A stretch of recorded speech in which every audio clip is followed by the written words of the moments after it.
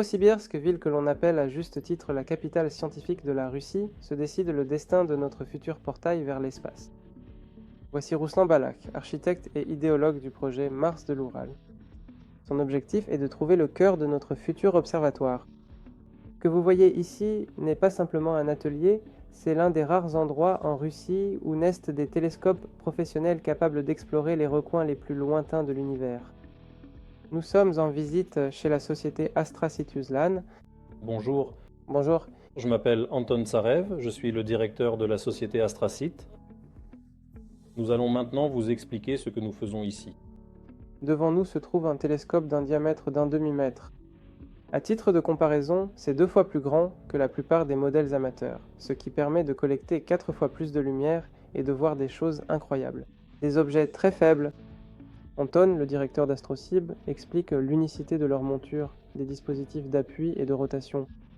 Grâce aux entraînements directs et aux capteurs de précision, ils suivent l'étoile avec le télescope avec une précision allant jusqu'à une fraction de seconde d'arc. Cela permet de prendre des photos de galaxies et de nébuleuses avec des pauses de plusieurs heures, obtenant ainsi des détails époustouflants. Oui, la couleur peut être argentée, exactement la couleur de tous vos bâtiments que j'ai vus sur la photo lors de la présentation. Autrement dit, mais quel sera le code du gel, fibre de verre? Cette couleur est-elle possible? Oui, mais il est préférable qu'il s'agisse toujours d'un observatoire, argenté ou blanc, car il y a moins de chaleur due au soleil. Astrocib du dôme, ASD 4,5, son diamètre maximal est de 4,5 mètres. ASD signifie All Sky Dome. Comme je l'ai dit, il peut facilement accueillir 12 personnes assises et un certain nombre de personnes peuvent rester debout près du télescope. Une personne observe. Qu'est-ce qui rend notre dôme intéressant par rapport aux autres dômes? Parce qu'il est conçu pour les visites guidées. Ce type précis de dôme est très adapté aux excursions. Il s'ouvre complètement. Été. Tous les gens sont assis et Nous écoutons. conférence sous un ciel étoilé. Non pas en regardant à l'intérieur des parois du dôme ou dans une fissure ouverte, comme c'est généralement le cas dans les vieux dômes, U1. regarde le ciel étoilé. Le guide, muni d'un pointeur laser, donne une conférence sur le ciel étoilé, tandis qu'une personne observe un certain objet. Et les gens se relaient progressivement. Eh bien, il serait raisonnable de... Il y aura simplement une inscription, disons, le groupe 14 à 15. 16 personnes passent et cela se termine vers 16h30 à titre indicatif. Et il vaut mieux simplement assurer une rotation plutôt que de construire une sorte de local, n'est-ce pas? Bien sûr, oui. De plus, si ce n'est qu'une simple visite guidée du ciel étoilé, les gens peuvent se tenir autour du dôme et écouter la visite. Pour ce dôme, une fondation sur pieux suffit-elle à quelqu'un, n'est-ce pas? Non, une fondation ordinaire. Mais une fondation sur pieux pourrait convenir. Mais en général, il s'agit d'une plateforme bétonnée, armée bien sûr suivant le contour de la base de notre dôme, ronde avec 2 excroissances. C'est donc vraiment une dalle monolithique. En conséquence, il doit y avoir un pilier pour le télescope. Eh bien, si cette dalle est solide, monolithique, elle peut être reliée au pilier du télescope lui-même. Même si la structure en fibre de verre et carbone est légère, le béton armé demeure indispensable pour assurer la solidité. Oui, ce n'est pas nécessaire pour supporter le poids du dôme, mais pour éliminer les vibrations. En fait, la fondation est nécessaire non pas tant pour le dôme que pour le télescope, afin que les personnes qui marchent autour du télescope ne le fassent pas bouger, c'est-à-dire pour que lui-même... Ne vibre pas. Pour l'optique, pour le coffre-fort, c'est aussi une information intéressante. On pense tout de suite que c'est lourd, que c'est nécessaire pour la stabilité, mais non, c'est pour éviter les vibrations. Voilà l'avantage d'un tel dôme pour les visites guidées et les observations publiques. Parce que dans un dôme traditionnel classique, où seule une partie du ciel s'ouvre, il est impossible d'organiser des visites guidées. Comme je l'ai découvert dans notre planétarium de Novosibirsk, quand il y a beaucoup de monde, toute la chaleur de leur corps s'élève dans cette fente du dôme. Et cela détériore fortement l'image, Cela déforme les flux, n'est-ce pas? Oui, mais ici cet effet est absent. c'est-à-dire comme... Une ventilation. Mais ce dôme a la fonction de pouvoir s'ouvrir partiellement. Si, par exemple, il y a un vent latéral fort, nous pouvons ouvrir, par exemple, la moitié, ou même moins de la moitié. Pour faire de l'ombre, Oui, faire de l'ombre d'une certaine façon et observer avec le dôme pas complètement ouvert, si c'est nécessaire. Oui, certains de nos clients Ce sont principalement des astronomes professionnels. Ils préfèrent aussi surélever ce dôme au-dessus du sol. Pourquoi? Parce que la couche d'air près du sol, la terre chauffée, dans certains cas, détériore l'image. Et si on la surélève, bien sûr, parfois cela aide et la qualité de l'image s'améliore. Donc, vous recommandez en général simplement une fondation. Cette demi-sphère, du coup, ce sera d'une certaine manière, c'est plus simple, on obtient la même fonctionnalité. Oui, oui, c'est-à-dire un peu dans certains cas, mais ce sont des cas isolés. Par exemple, lorsqu'il n'y a pas de vent, l'image pourrait être légèrement pire que si nous l'avions rehaussée, mais il y aura d'autres inconvénients. Premièrement, cela représente beaucoup d'argent. En plus, Et deuxièmement, cela présente un certain danger pour l'observation du public. Ici, ces risques sont nécessaires. à personne, Par analogie, on peut l'activer, comme si c'était une option. Regarder par le Judas n'est pas très coûteux. C'est juste que tout le monde l'associe à un vrai télescope, puisqu'on peut voir, et l'écran, les gens pensent, eh bien, il montre probablement une sorte d'image. Sur en fait, l'observation visuelle montre que c'est très similaire. Pour une raison ou une autre, cela est sous-estimé par les astronomes amateurs modernes. Mais, à mon avis, c'est très impressionnant. Pourquoi? Parce que des photons provenant directement de certains objets tombent dans votre œil.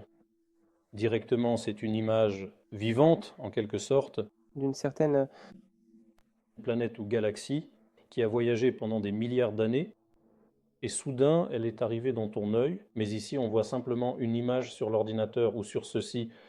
ce n'est déjà plus pareil. Pour les scientifiques, c'est normal. Pour les utilisateurs, Bien sûr, les photos, les photographies d'objets lointains, surtout, elles sont bien plus informatives, bien plus belles que l'observation visuelle, parce qu'il y a un effet d'accumulation. Il y a en somme, voilà ce que nous avons compris pour nous-mêmes. Nous avons besoin d'une fondation, non pas pour que la structure tienne debout, mais pour éviter les vibrations, peut-être aussi pour le style. Nous avons différentes solutions de couleurs, il peut y avoir une certaine analogie intégrée. Nous n'avons probablement pas besoin d'un espace extérieur, bien qu'au départ, en y allant, je pensais que des gens s'y trouveraient. Eh bien, en groupe, pour les visites guidées, logiquement, cela ferait 16 personnes par groupe. Voilà. Voilà la tâche de départ que nous avons. Ensuite, Artium viendra aussi et nous recevrons déjà une sorte d'offre commerciale, je pense, à partir de laquelle nous pourrons commencer un certain travail. Peut-être que ce sera le premier site qui commencera réellement à générer un flux touristique. En gros, notre site s'appelle Mars de l'Oural, c'est-à-dire que j'ai vu des photos là-bas, toutes sortes. J'ai regardé sur YouTube à quoi ça ressemble. Mais tant que je n'y suis pas allé moi-même, vraiment, il y a tellement de couleurs différentes, de textures, on dirait qu'elles sont terrestres, mais notre cerveau perçoit cela comme quelque chose d'extraterrestre, car il a rarement vu ça. Il est prévu d'y développer une attraction touristique pour que non seulement les locaux y aillent, mais aussi des gens de Moscou ou encore de n'importe où ailleurs, mais vraiment que ce soit un lieu mondialement connu, que nous partons bien à l'étranger pour vivre certaines expériences. Eh bien, c'est pareil ici, cet endroit ressemble à Mars. En réalité, il n'y a pas beaucoup d'endroits comme ça. Il y a là-bas, dans différents Émirats, dans les déserts, on essaie de créer des glampings avec cette orientation, mais ça reste du sable, ça se voit, alors qu'ici, le sol lui-même est vraiment unique. L'eau aussi, on peut y organiser différents événements. Et l'orientation, c'est le tourisme scientifique et populaire. Donc, il s'agira tout de même d'un glamping observatoire qui sera prévu. C'est-à-dire, par exemple, il y aura votre télescope principal de ce genre, puis il y aura des capsules dans le style Mars, dans un style futuriste et spatial. Et elles auront de petits télescopes personnels, tout simplement. Tu peux venir là-bas, être un scientifique, écrire ta thèse, te détendre. Ce n'est pas juste sauna, barbecue, etc. Tout le monde fait ses glampings là-bas. Mais là, il y aurait quelque chose comme ça, et avec des événements pour les enfants, ils pourraient même y faire des recherches. Voilà, en fait, il nous faut un télescope. C'est en quelque sorte la base, le fondement de la station, et pas seulement là-bas. Les amateurs voudraient venir. Bien sûr, un professionnel ne viendra pas là-bas pour faire de la recherche, mais pour vivre une expérience unique et obtenir aussi des images professionnelles. Observer, c'est dans tous les cas intéressant. Voici l'objectif qui se dégage. Nous sommes actuellement en train de promouvoir ce projet. Il y aura un food truck, voire un spa, peut-être diverses autres activités, ce genre de système. Il ne s'agit pas d'un type d'éclairage standard, c'est pourquoi, en général, c'est le concept ET, Vous et vos télescopes êtes inattendus. Je n'aurais même pas pu l'imaginer. Enfin, comment pensiez-vous que tout serait plus facile? Je vois qu'il me manque encore des informations. Il y avait beaucoup à dire. Ils pensaient que j'irais avec eux. Oui, tout va bien. Eh bien, on nous emmène ici dans un quartier résidentiel. C'est encore loin. Je me dis que je vais arriver quelque part. Les chiens aboient. Mais ici, c'est tout un monde. Je ne sais pas. Elon Musk fait avancer les choses. Tout se dévoile. Tout est sérieux. dans. De manière générale, il s'agit d'un sujet porteur pour la Russie et il peut être davantage développé grâce à la franchise. Autrement dit, un réseau de sites de glamping scientifique. Il s'agit au moins d'un plan préliminaire. Eh bien, c'est tout. Je m'excuse pour la voix un peu désagréable qui... J'espère que tout le monde a trouvé cela intéressant. Le télescope que nous examinons est un système Ritchey-chrétien. C'est exactement le même schéma optique qui est utilisé dans le célèbre télescope spatial Hubble. Cela offre un large champ de vision sans distorsion, ce qui est idéal pour l'astrophotographie. Mais ce qui est particulièrement précieux pour notre projet, c'est la possibilité d'observation visuelle. Dans un monde d'images numériques, il y a une magie particulière à voir de ses propres yeux les photons qui ont voyagé pendant des millions d'années depuis une galaxie lointaine et qui terminent leur parcours sur la rétine de votre œil. Ce n'est pas une image sur un écran, c'est l'espace vivant. A-t-on découvert de nouvelles planètes avec ces télescopes? Oui, de nouvelles planètes, et pas seulement chez nous, mais nous aussi on en a découvert dans le système solaire, c'est-à-dire des astéroïdes, de petites planètes. Mais ce qui est intéressant, c'est que des planètes ont été découvertes autour d'autres étoiles, des planètes d'autres systèmes stellaires. Aussi important que le télescope lui-même, c'est sa maison. Le dôme de l'observatoire. La structure All Sky Dome d'Astrosib. Des solutions idéales pour notre complexe scientifique et touristique. Contrairement aux observatoires classiques, où seule une fente étroite s'ouvre, ce dôme s'ouvre complètement, transformant l'espace en un planétarium à ciel ouvert. Cela permettra d'organiser des conférences passionnantes pour des groupes entiers, où chacun pourra profiter de la vue du ciel étoilé, pendant que le guide, muni d'un pointeur laser, raconte les constellations. Ce voyage est une étape clé dans la réalisation de notre rêve.